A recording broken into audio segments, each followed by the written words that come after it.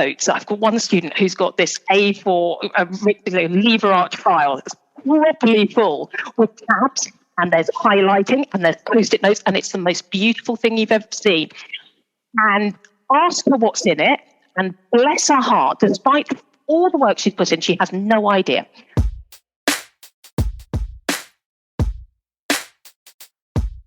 Every so often I get a little email that says, I don't understand my maths. Get an email. Apparently that's modern parenting. Yeah. It's interesting looking at students that I've got today who actually I see a little bit of me in. And actually I find that quite useful because I can go, oh yes, I remember doing this and I know where this is going to end. With a number of my students, we've taken it as an opportunity to go, right, we're going to go and read a book because we like it. You can understand literature so much better if you put it in historical context. So often I walk into a session and somebody says to me, oh my God, I've got an essay that's due tomorrow and I don't know how to talk about it. And so if I do plan, then it tends to get torn up anyway. So...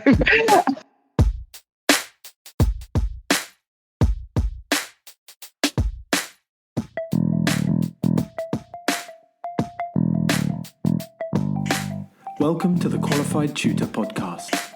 I'm your host, Ludo Miller, and I'll be interviewing tutors and thought leaders from across the tutoring landscape to inspire, inform, and motivate you to become the best tutor you can be. The Qualified Tutor community is a safe and supportive space for tutors who love to learn and grow.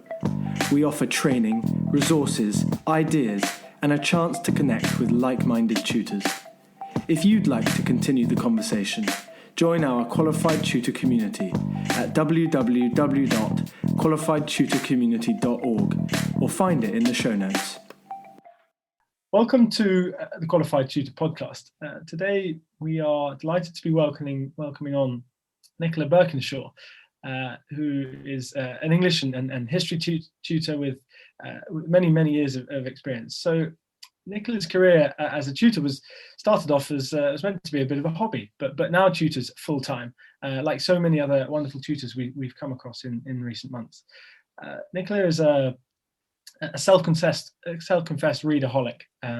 Nicola said to me when we last spoke, "You're safe behind a book, aren't you?" Which, by the way, I love as a phrase. I think that phrase will give so many tutors and students such confidence in their skills and in their kind of reading ability. So Nicola has built her service out considerably over the past 4 or so years, and you can find out all about Nicola's work, including her blogs, resources, the subjects taught, and more on englishandhistorytutor.com, which will be in the show notes below. But today we'll be diving into Nicola's tips for how we inspire students and how Nicola has found our students' goalposts have changed kind of over the last few months. So Nicola, it's a pleasure to welcome you on as a fellow professional in the tutoring field. Hi. How are you doing? Really good, thank you. Very good. So it's always a good move to dive straight in, and I think as we mentioned before, and as so many listeners will have remembered from past podcasts, that there's one question that sets out our guests from the very beginning and gives a really good insight into how they were as a student and how that's led to them now as a member of the educational field. So Nicola, what kind of a student were you? This was the scariest question that you asked me, and I've been thinking about it a lot, and I've decided that I've actually got 2 answers. In that, there's what I thought I was like, and there's what I was actually like. And what I thought I was like was I thought I was very, very hardworking and very intensely interested in academia and that sort of thing. What I was actually like was in a state of panic all the time because I was always really, really scared of not being brilliant, because being okay, as far as I was concerned, was simply not acceptable. So although I really wanted to be really, really academic and really wanted to get the A stars as they were then and, go off and do great academic things, I wasn't really doing that because I was so worried that I wouldn't achieve it. So actually, if you ask my teachers, they'd probably tell me, tell you that I was terribly disorganized and things like that, despite the fact I really wanted to do well. And it's interesting looking at students that I've got today who actually I see a little bit of me in. And actually, I find that quite useful because I can go, oh, yes, I remember doing this and I know where this is going to end. Yeah, so I've heard that a few times before. I wanted to ask as well, is this something that you say to them? Is this something that you let on to your tutors, that you go, oh, I see a lot of myself in you? Or do you tend to hang back and keep that to yourself? Really depends. Depends on the student, depends where we are in our relationship, as it were. It's not something I would say on the first time I meet them. And also one thing I would say is, although I might see elements, we all have a very different experience. So, I might see somebody who is disorganized and not getting work completed, but their reasons for that may well come from a completely different place. So I try to avoid saying it, and unless I know them quite well, at which point, we may well have a bit of a joke about it. At which point they probably have maybe realized that already at that stage in the relationship, as you say. And then that's such a key point that you brought up there, is actually that that relationship not only allows learning to increase, but actually brings out so many of these other things, and actually creates that partnership between a student and tutor that we're really searching for. So that's really interesting. It's funny to see that, to hear that you have these two sides, one that you've come to realize perhaps you are more like. Perhaps that reveals a lot, and I'm sure many other tutors share that. So on the subject of that, really, and maybe we've touched on that already, what do you see as your objective as a tutor? It really depends on the student. I think the key word that we just used is relationship. A large proportion of my students have been with me for a significant amount of time. So I've got kids that I started with in Key Stage 3 and who are now doing A levels. So a number of them I've been working with for 2 or 3, 4 years. And that relationship allows us to do something different. What happens in the school, what happens in the classroom. Classroom teachers do an incredible job, and I used to do it, and frankly, I'm not cut out for it anymore. It's completely beyond me. But tutors are fulfilling a different need, and it is to do with creating an environment in which a student can thrive, which is different to a classroom. A classroom is there for a mass of people. What you're doing is creating a space for an individual that is designed for that individual. And of course, it's about making them make progress, or helping them make progress. And that comes from building their confidence. And again, confidence, I think, is a key point in all of this. There are no students who don't want to learn. And there's no such thing as a stupid student. There's just students who haven't found their way or haven't found their reason. And your job as a tutor is to help them find that. But I think on the other side of that is you do need to think about, if you are starting out as a tutor, you need to think about what you don't want to do and what you don't want to be as well. If you have, for example, left teaching in a classroom, then there's no point becoming a tutor and doing exactly what you used to do in the classroom. If you really hate the way everything's so very exam focused, then don't offer yourself as a tutor who's guaranteeing grade 9s and things like that. For me, exams are a useful marker, but they are a byproduct of learning. And for me, my main objective is to inspire confidence and progress their learning, and everything else is a bonus. So it may have come as great news to you then that exams this year for many students won't be taking place then? To some extent, yes. Without wanting to dive into the politics of it, obviously, the more notice everybody has about what's going on, the better, obviously. Using exams to measure students doesn't measure every aspect of a student and doesn't measure every aspect of their ability. It measures how well they can do an exam. And while that is not a useless piece of information, it's not necessarily the most useful piece of information. And what I'm seeing with a number of my students, there are some who are sat there going, I've been working towards these exams all my life and now they've been taken away and I don't know what my purpose is anymore. And there are some who feel like that, and I feel hugely for them.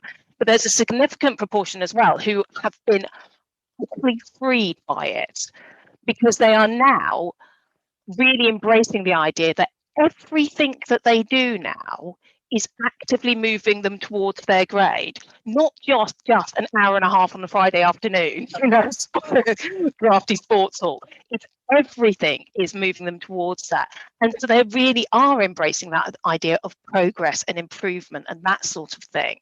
And obviously it's, from perspective of managing it and all that sort of thing, that's we'll see what happens, what the reality of it's like. But theoretically, measuring kids on what they've done over a period of time, I can't help feeling is a healthier way to do things. Yeah, so going further on that, for a tutor perhaps who only started tutoring recently and has always been working towards exams and has then been hit by this news, how does our strategy change as a tutor when exams are gone? This year, personally, and I would imagine most tutors will been following the same sort of attitude that I have, which is actually it doesn't change. Except insofar as we're not, teaching people to work to time or anything like that. But if we have been teaching about skills and we've been teaching about content and we've been teaching about how to produce an essay or, how to analyze a piece of writing, those skills are still necessary and they're still needed. And actually what we've got now is a little bit of freedom. I know that a lot of schools have been going quite assessment crazy, and again, completely understandably, because they haven't really known what they've been working with, so they're desperately building up evidence.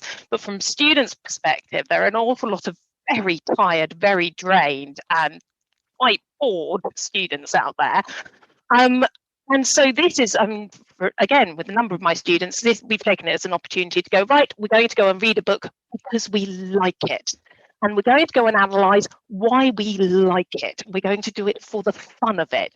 And you know what? We are going to do some learning. That's going to come out of that naturally. But there's no point just, going over and over exam questions and things, because we're not going to do an exam. And that's great. We can go and, investigate historical rabbit holes on Wikipedia, disappear down, the causes of the Russian Civil War and things like that, and do it because we're interested. And actually, if you start doing that first of all, I think that's just generally really good for students, because it moves them away from that mindset that learning is about getting a grade and into, well, let's do this because it's fun, which is definitely a healthier way to be.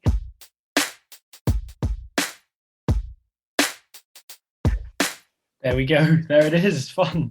And there's undoubtedly a correlation between exams going and students having more fun. But I think it's perhaps a little bit deeper than that. But no, that's incredibly useful to draw out there in how we move our goalposts slightly from when exams change. Easter is normally traditionally a big period for preparing students for exams, and even those tutors whose primary goal as a tutor is to build their students' confidence and ability in a wide range of skills. Even those kind of tutors traditionally would move towards exam prep and past papers in this period. So there's going to be a big change this Easter, and we're not wholly unprepared for it. Obviously this time last year we were thinking the same thing, but we're much more prepared now, and we've had another year of this disrupted learning. So I feel tutors have built, and students have built, that resilience. So looking slightly further ahead, Nicola, and perhaps this is something that you've given an increasing amount of thought to recently. What does this summer and kind of building into the start of the next academic year hold for tutors?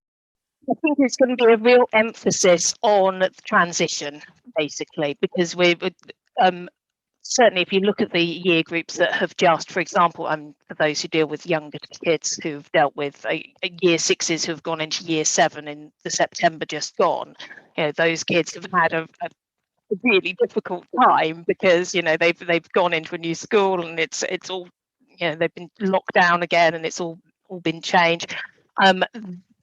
We've got those kids who are making their GCSE choices and going in to start GCSE, but with the best will in the world, have not had quite the same, preparation for that they might have had. And you've got those who are finishing their GCSE, going into A levels, and again, not necessarily getting that access to preparation that they might do. The focus is, I would suggest. I know that there is a lot of talk about catch up. Personally, I'm not sure that that's necessarily a particularly, again, I'm going to use the word healthy, a healthy way to approach things.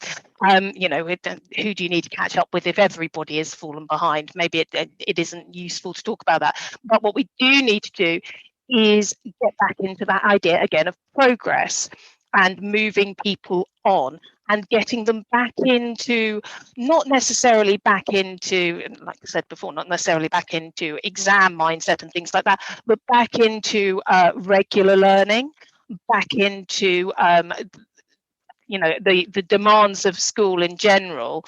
Getting people back used to that sort of lifestyle, which is going to be a shock to the system to all of us on Monday, frankly. We're all going to be slightly taken aback by that. But I think over the summer, there will be talk about catch up and things like that. But most importantly is just get people back used to normality. Students and teachers and parents, actually, isn't it? That's everybody. I think so, yeah. But let's not forget parents in this situation. This is going to. I was tutoring yesterday, and I was speaking to the father of my student, and he was saying, almost whispering to me, while the student was sat there saying, I was asking him about the return to school, and he went, "Yeah, it's going to be so good for the children, and me and my wife are going to have a huge party as well." I think it's, really, we can't underestimate what the effects, the impact this has had on parents. Who are often, forgotten in this wider debate about schools and students' progress and not missing out and catch up. So that's a really important point to pull out. And obviously, as a mother yourself, as a parent yourself, that's something that's very dear to you. I think what's interesting is this conversation is being recorded just before the return to school on Monday, the 8th of March, but it will, listeners will be hearing it, just a couple of weeks after schools have gone out. So I hope we're not tempting fate. I hope that the return to school by this point, as listeners are hearing it, has gone smoothly, and that we're not back out of school again, or there's disrupted learning, or there's homeschooling, all of those things. So, but I just want to sidestep. So that's been a really good discussion there about exams and how we as tutors can prepare for exams or the lack of, and what this summer may hold in terms of kind of progress and transition. I think that's really helpful stuff there. But your goal as a tutor, Nicola, is all over your website and kind of the work you do is that you help to build students' confidence. You've mentioned before that you see tutoring as an opportunity to turn a subject into a passion, rather than, as you said, something that you have to take in order to pass an exam. So I wanted to know, really, I wanted to dive a little bit deeper into how you think we inspire a student's confidence. On the one hand, when academic goals and deadlines are so uncertain, but perhaps just more generally, what are your tips for building that confidence when things are uncertain? I think, first of all, you need to know your student and know where they are. You've got to have clarity of what they are able to do. Often, my first session with the student is always just a chat, and it always starts out as just a chat. And it's, and I'll ask them, I'll ask them why they want to work with me, to which they sometimes will say, because my mum told me to. At which point you start to get an idea of what's going on. Often what you find is that you have these kids who are, as far as they can tell, are doing all the things that they ought to be doing, and yet not hitting the marks that they want. And again, this comes down to the fact that classroom teachers, as hard as they work, are spread way too thinly and can't possibly give the sort of feedback that they need. So when you talk to the students and you start to get an idea of what they're doing, you can usually spot pretty quickly where the problems are. And in fact, there's only really a very small number of problems, certainly in my subjects, there's only really a very small number of areas that need work. And they're usually fairly predictable and quite fixable. And it's really about making sure that the student is brave enough to do what they need to do. In my subjects, the big thing that always stops students is planning. It's a lack of planning, actually, because you will tell students, right, so you're going to write this essay, and then you get to sort of plan it all out, and then you go away and write it. And what they're doing is writing an essay without ever actually looking at the plan, for example. And when I talk to students about it, it is all about confidence, because again, if we go back to an exam situation, what happens is they go into an exam, they've got 45 minutes to write an essay, and they go, I can't spend 15 minutes planning, I've got to spend that much time writing. And it's a lack of confidence. So there's an element of it's about repetition, but there's also an element of them seeing the difference and demonstrating the difference between doing it this way and doing it that way. And the other a really obvious example is revision. I've got a huge number of wonderful students who work really, really hard. And what they do is they produce these incredible notes. I've got one student who's got this A4 lever arch file that's properly full with tabs, and there's highlighting and there's post-it notes, and it's the most beautiful thing you've ever seen. And ask her what's in it, and bless her heart, despite all the work she's put in, she has no idea. And that's not through lack of work, and it's not because she's stupid or anything like that. It's because what she's done is safe. Because copying something out is a safe way to revise, because she knows what she's doing, and she knows if she's copied it out, then she knows she's put down the right words. When you've got their confidence, you can start to get someone like this student go, okay, no, actually, what I'm going to do is I'm going to ask myself a question about this, and I'm going to mind map some possibilities. Or yes, I'm going to make myself a timeline. I do like a good timeline, the historian, that's my favourite. But if I'm going to make a timeline, I'm not just going to say this happened, this happened, this happened, this happened. I'm going to identify the things that are economically significant, and I'm going to identify points on the timeline when there are particular tensions or whatever. But it's about getting students out of a comfort zone, which is there because they're scared, and putting them in a position where they can try and do something a little bit more risky. And again, ultimately, it does come down to a relationship, them feeling that they can do things and get them wrong with you, that they can say things and not feel stupid about them. And to some extent, I do think that it's important as well that they recognise that you are not perfect as well, that you make mistakes and you try things and they go wrong, and then you try something else, and they start to see the whole thing as a necessary part of the process of learning, rather than just you have to be perfect first time round. Yeah, that's a brilliant message to end on as well. You know, not searching for perfection in everything you do is a a handy life tip for anyone, let alone just for a student. Absolutely. And really important for also for sort of calming students down if the work gets a bit too tough, or if they don't understand the point and you've already been over it a couple of times. It's fine. You don't have to get it this time. Let's revisit it, move on, revisit it next time. If you don't get it that time, that's also fine. We'll look back at it, another time. We'll look at it in a different way, perhaps. Or,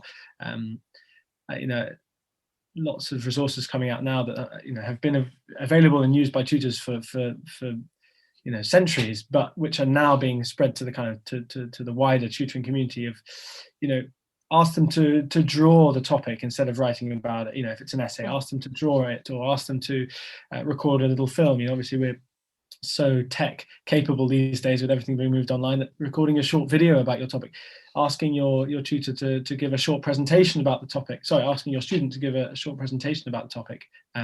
These are all different ways just to bring bring the topic alive, especially if they're struggling with it. And kind of on that theme, I'd love to finish on the kind of practical tips that tutors can leave with. You're someone who moved to tutoring from teaching and now makes it your full-time profession. What 3 tips would you have for a tutor just starting out? I would say, first of all, in terms of, I touched on it a moment ago, in terms of your knowledge, obviously you want to know your stuff. Of course you do. But don't pretend that you know everything, and don't try to know everything. I mean, as I say, I'm a historian. I offer myself to teach GCSE to A level. I've covered many of the main topics, but there will be people who come to me and say, I want to do this topic for A level, and I won't ever have looked at it at all. And sometimes that's the most successful tutoring, because you learn alongside them. So be willing to say, I don't know about it. Let's find out together. And also be willing to be wrong occasionally. That's very important. I think second of all, really know, if you're tutoring online, know your tech. It sounds so obvious, doesn't it? But you don't have to have lots of flashy tech. You don't need to. If you're not a technologically literate or technologically confident sort of person, you don't need to be all singing and dancing. Ultimately, tutoring is a conversation more than anything else. But know what you're using, and make sure that you're comfortable with it, and remember that your students are probably learning too, because frankly we've all had a steep learning curve, and we're all Zoom experts now pretty much, but with everybody starts somewhere. I think sort of the final thing is, and again, this comes down to relationships, and it's not always an easy one to bear in mind, but always assume that your student wants to learn.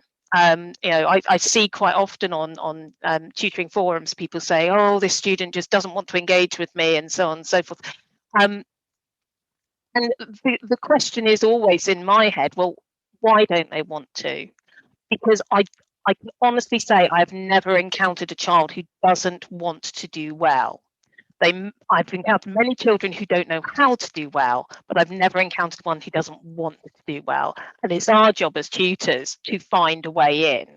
And if they appear to be resistant, then we need to try something new. And that can be quite difficult for us to do. And sometimes it's a case of they need a different tutor. Sometimes the relationship doesn't work and we need to accept that.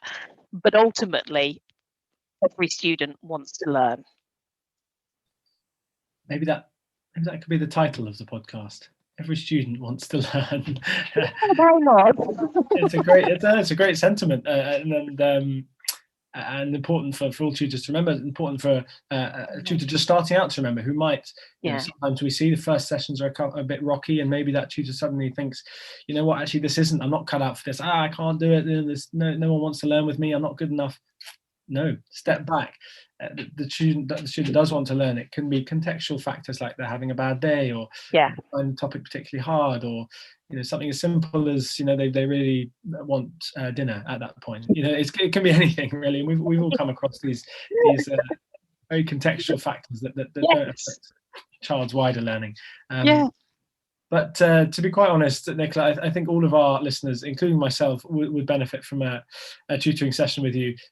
So maybe that's what we can start rolling out, sort of competition. Win a free session with Nicola. Not free for you, of course.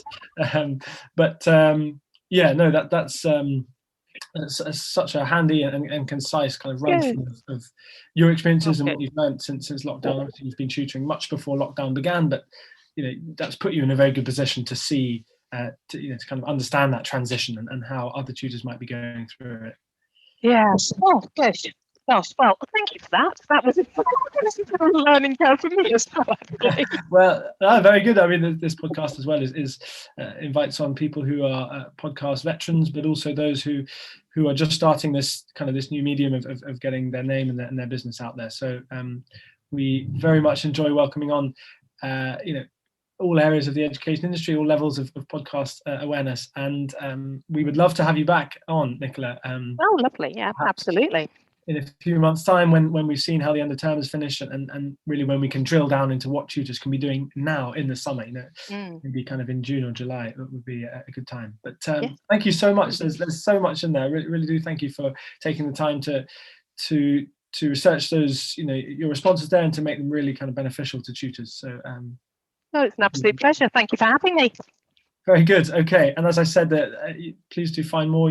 Contact Nicola on Facebook or on Instagram, or find everything on her website, englishandhistorytutor.com. So there's a little bit of extra reading for you. Okay, bye then, Nicola. Bye-bye.